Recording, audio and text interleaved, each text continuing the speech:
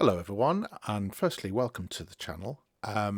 Just because this is the first video, before I get into the subject of this video, I will say that I've set up this channel basically as a bit of an outlet for myself, as I kind of go through a bit of a journey, fully immersing myself in the world of Linux. So over the years, I am a developer by trade, and over the years, I've used Linux in lots of ways, mainly professional.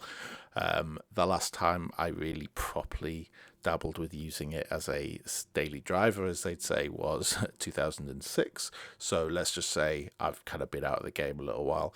A few months ago, I, for whatever reason, can't think if there's any particular reason why I might have been looking to maybe become less reliant on Windows, and so I've dove in, so to speak, and I have to say that I haven't had this much enjoyment out of using a computer since me and my stepdad would mess around with our Windows 95, 98 desktop every weekend and break it and fix it, and it was, it's really it really has kind of brought a lot of joy back to kind of just simply using computers. And so as I've been going through, I've been more inspired to create things as well, to properly kind of immerse yourself. When you use Linux, especially when you're a developer anyway, and you have developery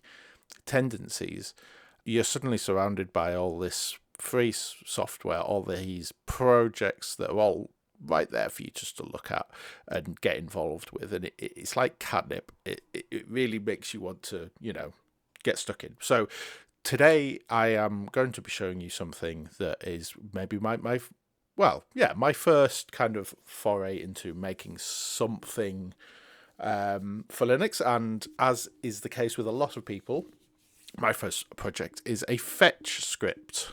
A very simple fetch script. Now, for the benefit of people that maybe don't know what one is, or just want to hear me describe something that you already know, which I know that's quite a soothing thing, so I will do that anyway. A fetch script basically simple scripts, typically Bash, but could be written in anything particularly. Typically also a command line script that will give you a summary of your machine, your current environment and hardware, basically software and hardware, alongside a very pleasing ASCII art representation of your distribution logo. So this could be functional in use. You may want to see how much free RAM you've got. Run Neofetch. That's how much free RAM you've got. For example, just open up a terminal here. If I run Neofetch, which is not the original, but certainly the most well known. Now then, you're going to tell me, yes, I'm using 2.37 gigs of RAM. Don't be alarmed. I think that's because I'm recording my screen. At least I hope so. Normally, I'm sitting at around 1 gig idle.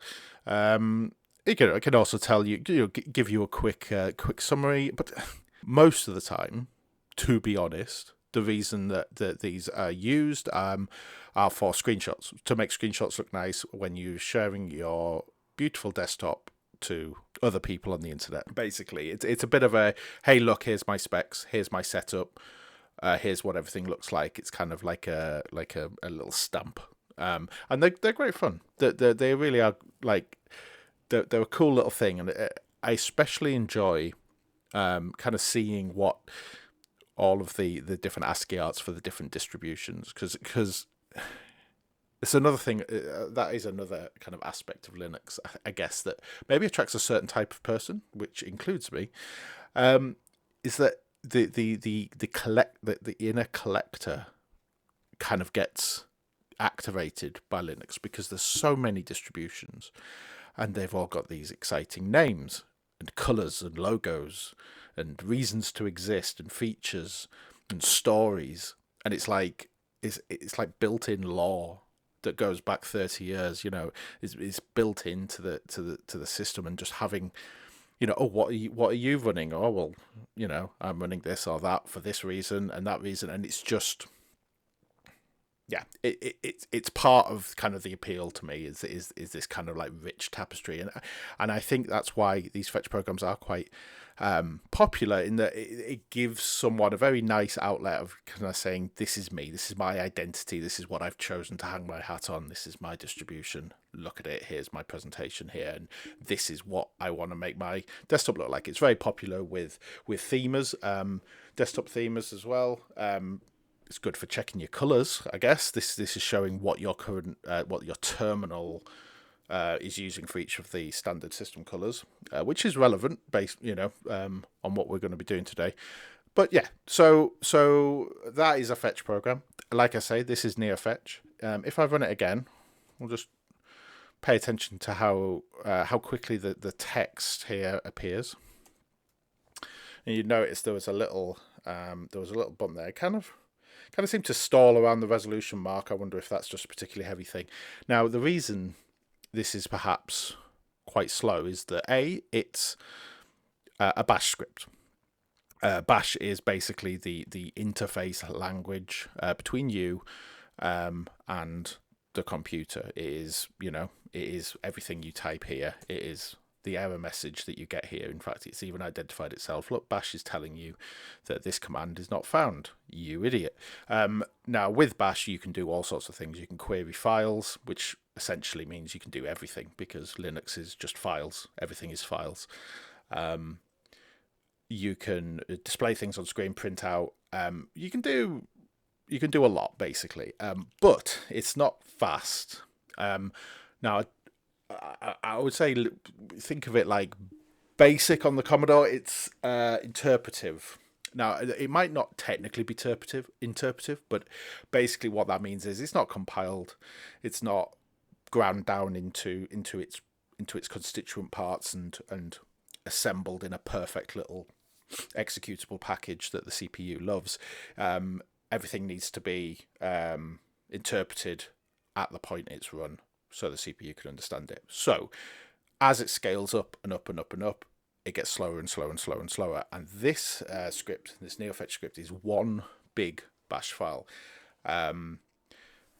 Let me see. I haven't actually got this ready, but let's just go to GitHub. And probably should have had this ready, but let's go to Neofetch and just have a little peeky at it. There it is. It's archived now, which is obviously is relevant to the next one I'll show you. So this one here, so the one is a manual page, I believe, and this is basically the entirety of it. 11,000 lines. There we go. So this is one big bash script. Basically, it says, okay, what are you running? What's all your information? And then display it. And so it's basically just one massive case switch.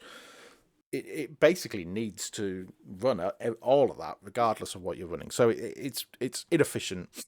And so I think maybe the maintainer has thought, you know what, this is a little bit much now. I'm just going to let this one go. And that's fair enough. So since then, I get another one has come to popularity, and that's fastfetch, which is essentially, I wouldn't call it a fork, but as you can see, it uses the same ASCII art. It is the new version of Neofetch, basically. There are more options. You can configure a lot of what's displayed here. Like, there's still a lot of complexity here, but it is so much faster because it's written in C. It is compiled, but it's structured in a way where it's like it will check your distribution at the start and then load in the things that is relevant, load in the ASCII art and everything. So you're not wading through the entire script, and most of the script, regardless of what you've got. Like, it's only executing what it really needs to and checking what it really needs to. So anyway, these two programs are really good.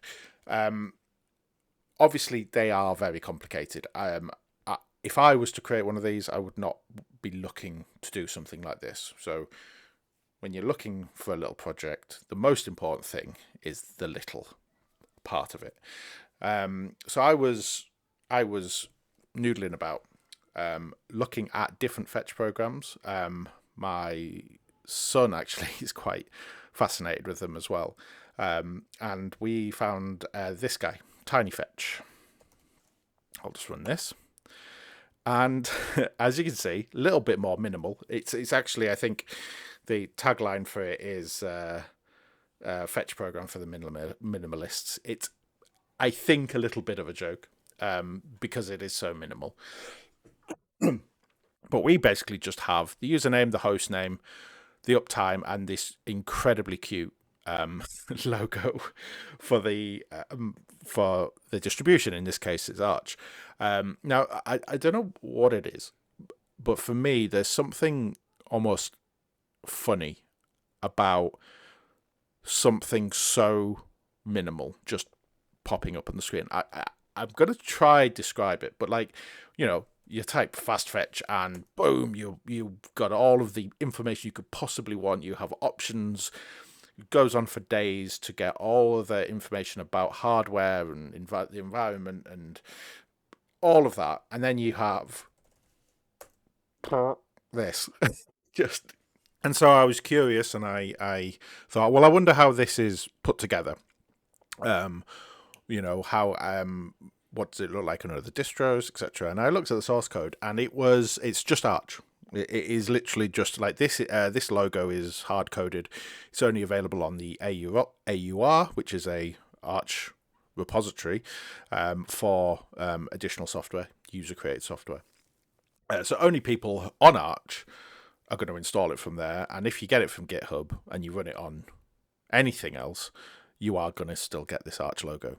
It'll still work, but you will just get the Arch logo. So it's not really a fetch program. It's not one in the truest sense. So I wanted to. Okay, so I was thinking, okay, well maybe I could expand on this. I could fork this, or contribute, push things upstream if I wanted to start adding more. But then I thought, no, I'd rather kind of make my own thing. So I did, mainly because my son was like, as soon as he heard me mention that, I could make something like this, he was like immediately, okay, we'll do it.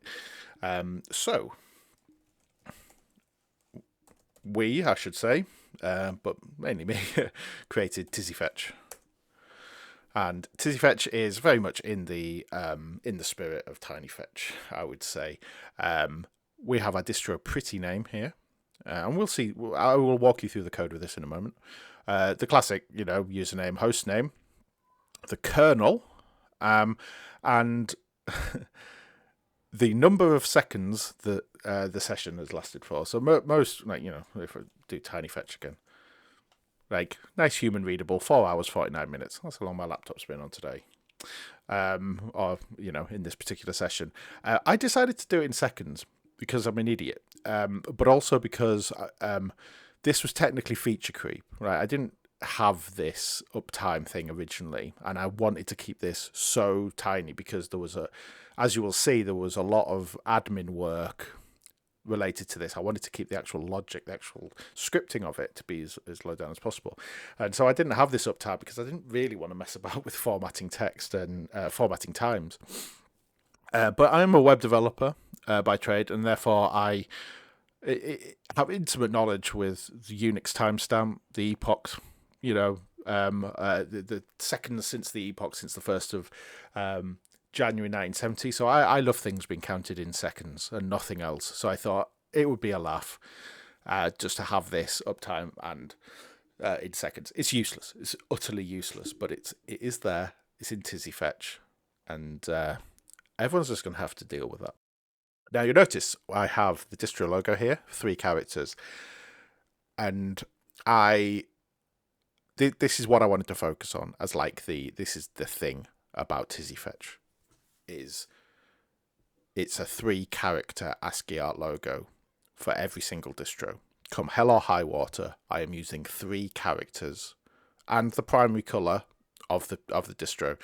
3 characters only, no more, no less. Like that is my restriction. That is my raison d'etre for this.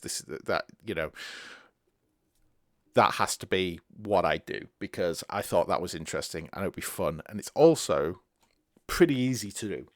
It's not easy to do well, to make it look good for everything, but it's easy to do. It's a cool thing. And I was like, okay, I can do that.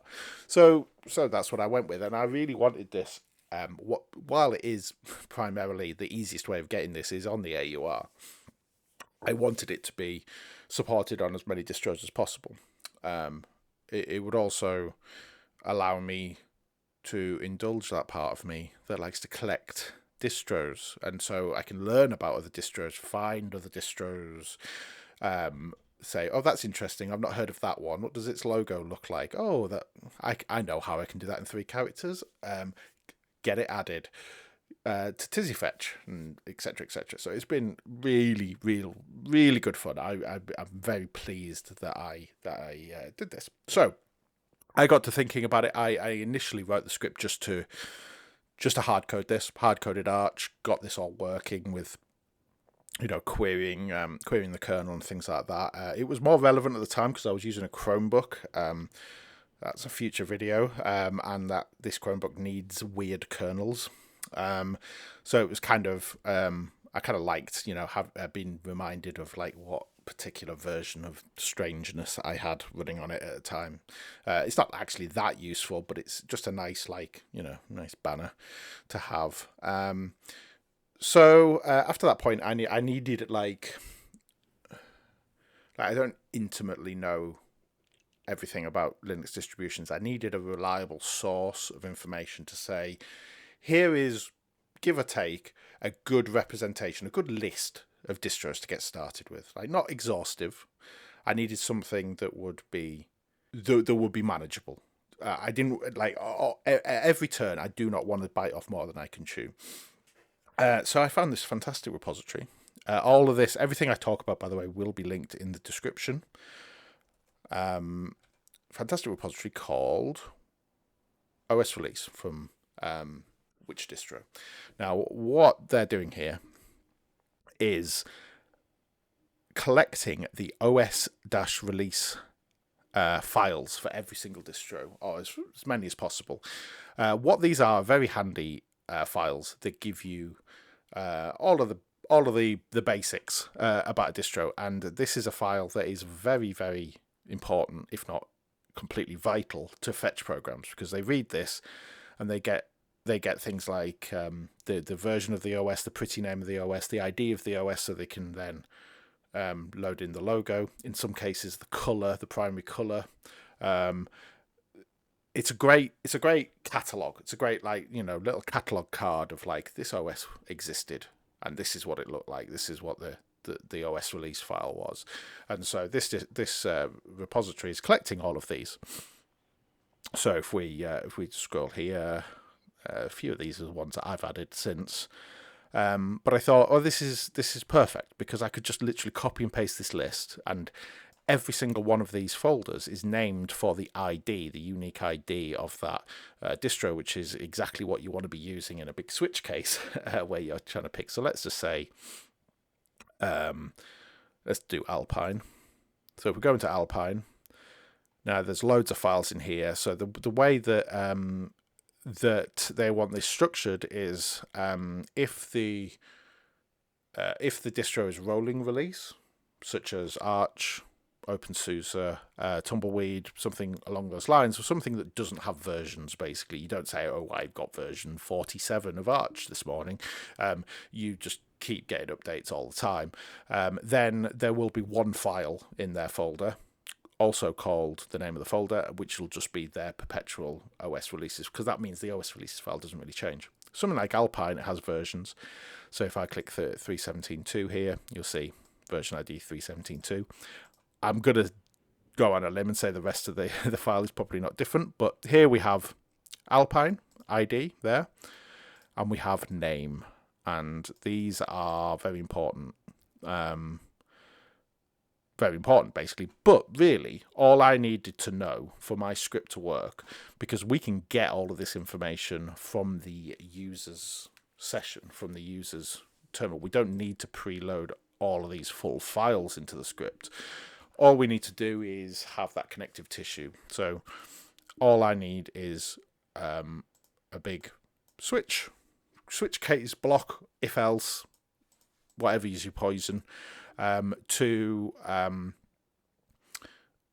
identify the OS and then link that to my own logo, because the logo here, this is the only thing that tzyfetch is creating. All of this is all coming from the user's session, from the user's environment, various files on their system. This is coming from OS releases, and then obviously this is all other files, other configs within the system as well. So all we need to do is say, well, what distro are you running? Okay, this is the logo you get then, and this is the color, and then everything else will just follow in exactly the same way as everyone else. So this is fantastic. So this basically just let me copy and paste the list as it was. I knew it wasn't going to be exhaustive, but it's pretty good. Like it was a good start. Like so, I looked and it has all the big ticket ones. You got Ubuntu, you got Fedora, you got Pop and Mint, and everything you kind of really want. And most importantly, it was a bit of a relief to find this list, which was an actively maintained list of distros, basically, of active distros, and for me to look at it and say, okay, well, this isn't a ridiculous amount of distros. This is something that can be done. So I got to work on the script, which I will show you right now. And this is it here. So again, just a single file. Now, we're not going to be running into the same problems that Neofetch had, because we are not outputting anywhere near the amount of information that is. We don't have to process huge amounts of information, and from the kernel, from kernel logs, or anything like that about hardware or anything. We just need it to be really simple. So even though it's a big list of distros and we're still running through them, in fact, actually, I'll show you how we're doing it. It's a little bit more efficient than that. We've got all our colors. These are just the standard color codes here. Basically, just put them into variables so they're nice for me to reference. And then this is the bulk of it here. This is our big list of distros. Now we have 2 arrays that I'm using. Initially, it was just this part here. So all distros, the key is the ID that we'll get from the OS releases file, and then the output here. So we're printing the escape character for red, and this is the 3-character logo for a deli, apparently. Alma Linux has got, as you can see, so, some of these logos aren't as good as the others.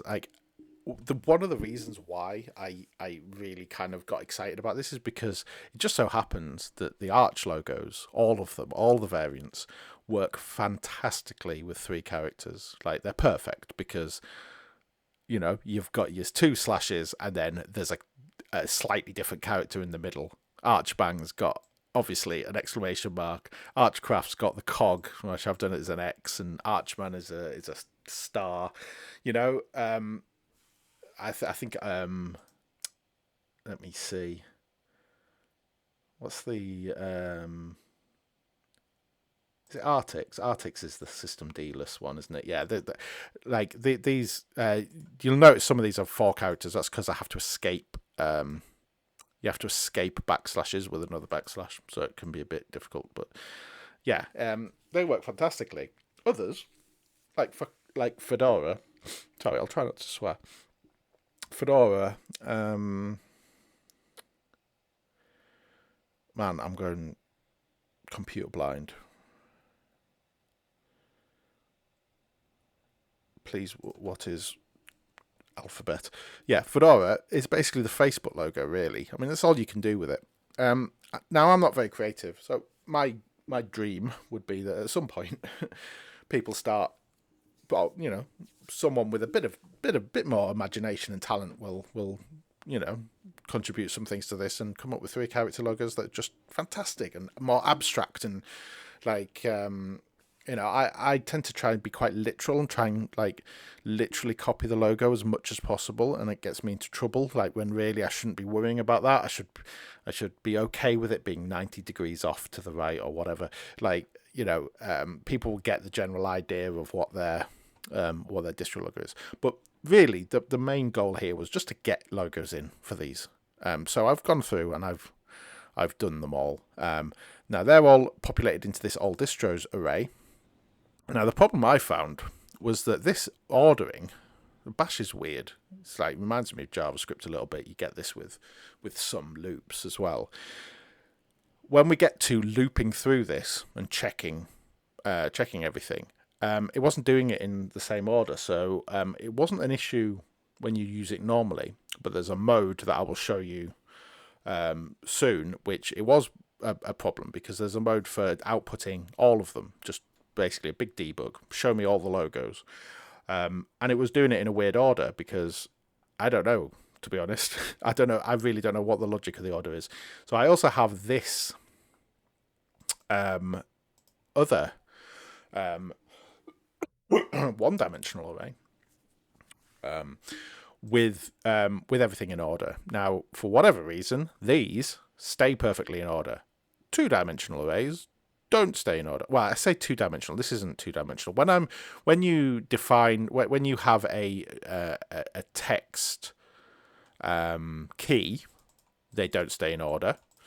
When you have a number key, they do, which I guess makes some sense. You can see the computer reason why that might be. Anyway, we define all of these.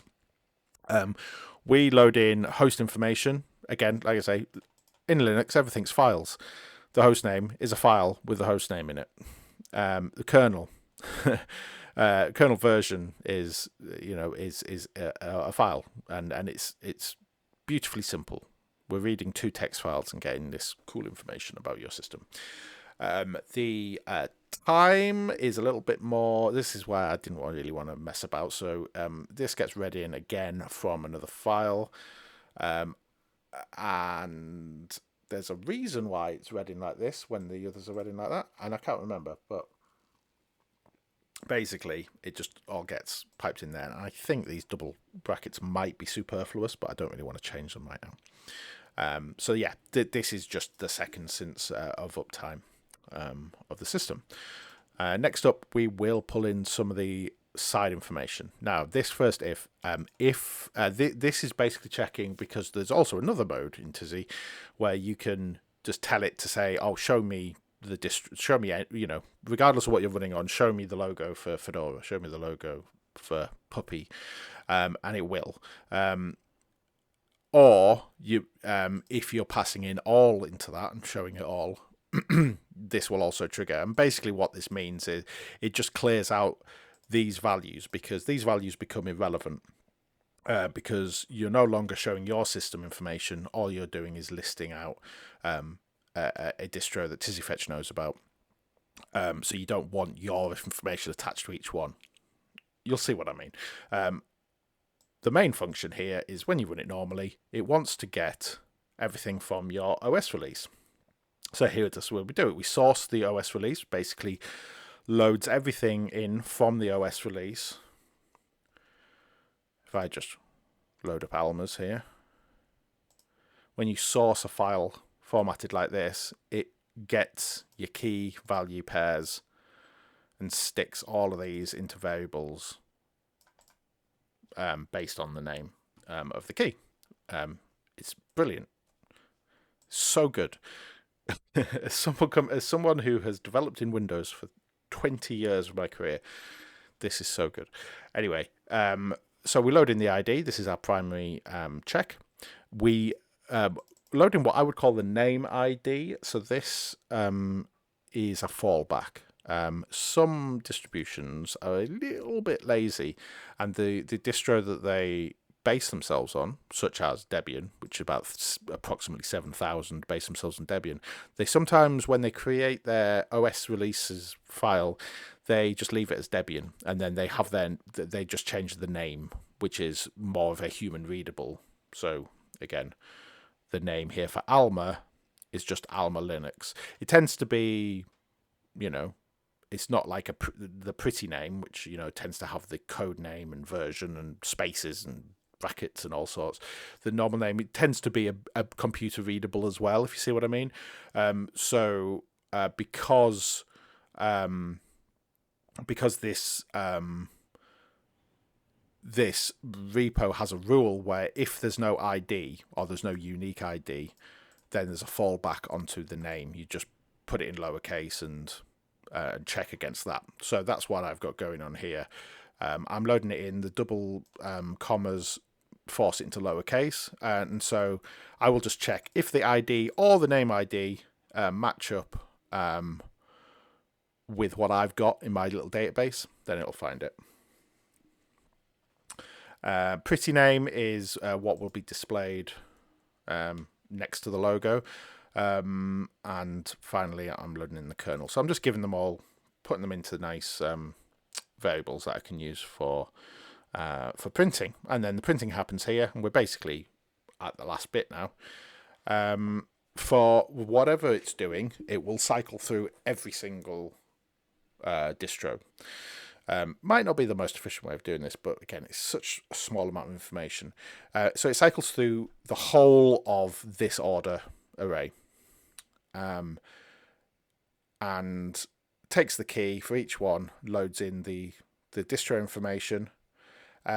If we have a distro ID that's been defined by the user and it's all, then just keep printing it. It will every single time it will cat out the key and then reset the formatting. And then this 1 and 2, this is the color and the logo, and they are loaded in from I think it's this, yeah, set -- all distros key. It basically takes the string, splits it up into variables based on spaces as delimiters, and so the first item is the color that I put in. So the first item is this, and then there's a space. So the second item is the logo. Where am I at? Yeah. So in this case, it just does that. It doesn't show anything else. If it's not all, but it has been defined, so this is a user defined. So I'll show you this actually. So like if I run tzyfetch -d and we'll say puppy, that's the most recent one I've added. So it does that. It shows you the logo. That is the dog from Puppy Linux. How dare you not recognize him? And the distro ID. But whereas if I just run it normally, I get the full beans. So that's this. So if that's been defined, and if the ID that we're on in the loop matches, or the name ID or name ID, then put that in. Each time we're printing, by the way, we are setting the fallback flag to false, because that is used right at the end, just in case it really doesn't know what the hell it's looking at. Now, yes, so this is the else if block for all. So if it's not all and it's been defined, then it's let me see. Oh yeah. So this will actually run where if you've defined the distro, or if you haven't defined the distro, but it matches your current environment if you're running it normally. So then the way that we tell whether you're running it normally or you've selected a distro yourself is if the distro name is blank, then you've selected it yourself. And again, we just print this out exactly in the same way as we do for all. Just get the logo and the ID in there in the list. And then otherwise, we've got everything. So we print the full beans. This is the full fetch output.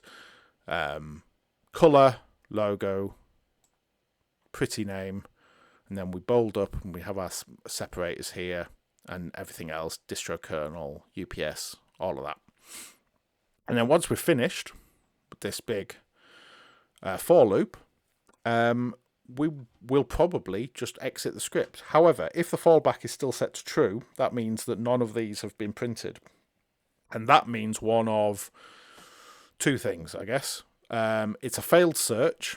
So in this case, I have written Um,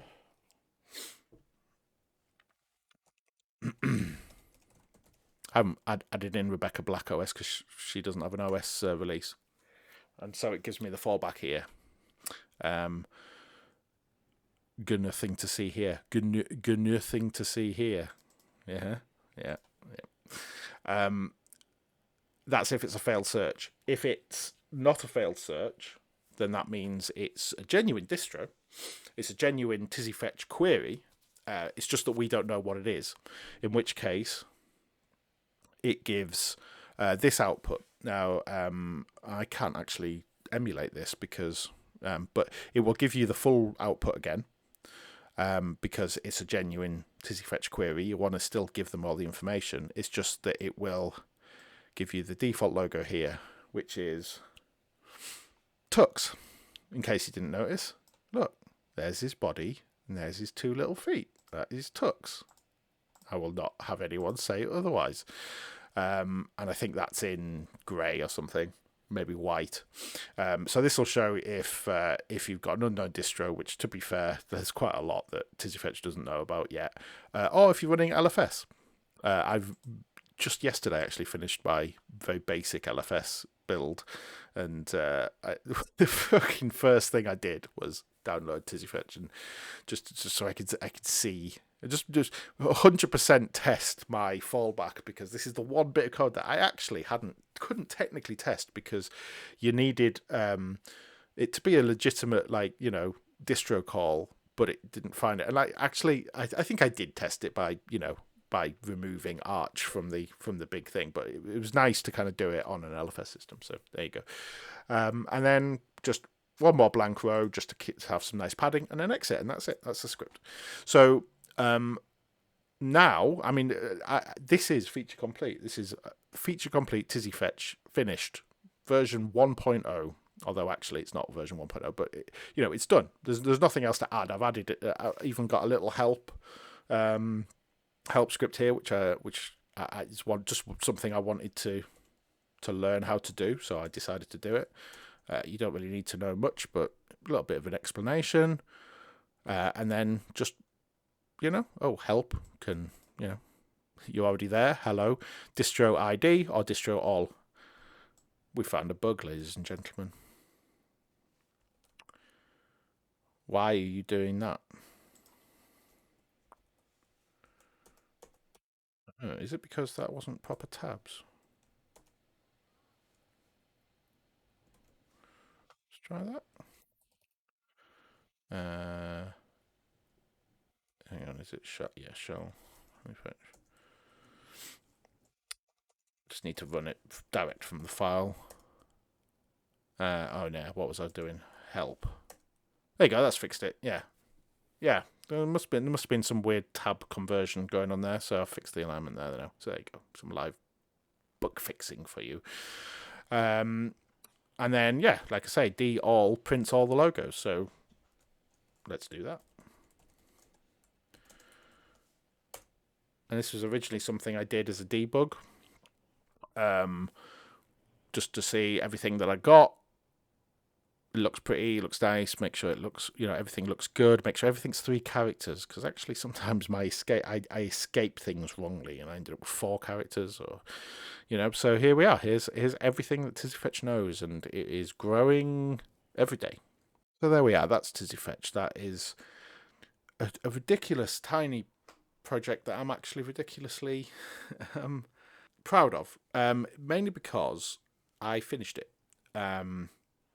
And obviously something like this is never finished. There's always new distros, right? People make distros like people used to make pro board forums in the mid 2000s because they wanted to be a moderator, right? Like, they're everywhere. But it was something I wanted to do, impress my son, which is the most important thing, I think. What it did was it got me into the pipeline of open source, because the process of this led me to the repo that I showed you here, the OS releases. Since then, as I've been going through downloading live ISOs and running them, and getting their OS, identifying new distros I want to add to tzyfetch, I've been collecting the OS releases and adding them into here. So I'm familiar with Git and branches and forks and pull requests, but it's all been internal projects within my work. So it was nice to be able to do that within the in the realm of open source, even as open source as just a collection of text files, right? It's just the same, really. It's not as complicated, obviously, but it gives you the same, warm feeling. It's nice to kind of collaborate with someone, and I guess it's just something that I've always wanted to start to get into, but just in the many years that I've been using computers, that I've been developing, and I just haven't really had the drive to do it. And for whatever reason, that drive has arrived now. In my early 40s, that is now here. And like I said at the beginning, like, Linux has allowed me to really enjoy using a computer again. And I suddenly realized that I haven't actually enjoyed computers again since those Win9X days, really, when Windows was a hugely fun operating system to use. Now, the subject of Windows is obviously a relevant one and a slightly thorny one, and I think I'm going to have a video on that at some point, giving my thoughts, because obviously you don't use Windows for 30 years and come out of it hating everything about it. Like, there's loads of things that I think Windows does not get the credit for. I think there's a lot of excellent things. There's a lot of brilliant people who use Windows, develop on Windows, that we are all indebted to. And it's easy to forget that when you're just, Windows users are stupid. But Linux is definitely my home. I know that for a fact. And I'm really excited to dig in, do more projects, make more videos. I've got various things around the house that I'm going to tinker with, and I'm going to make videos about. Next up will be a Chromebook that I mentioned before. It is already set up with Linux. It's already gone through the traumatic process of being cracked open and had its battery reset and everything, so we could put a free BIOS on it. But I need to do some maintenance on it. I need to do a fresh install of stuff. I need to do some kernel stuff with it. So I think I'll make a good video. And then after that, I have no idea, to be honest. But I would like to keep this going. So please do check out all of the links I've put in the description of the repos that I've mentioned, especially tzyfetch. I would love it if anyone actually felt the desire to kind of to muck in on that, fork it, play about with it, put it in a stew, whatever you want. All right, thanks everyone, and see you later.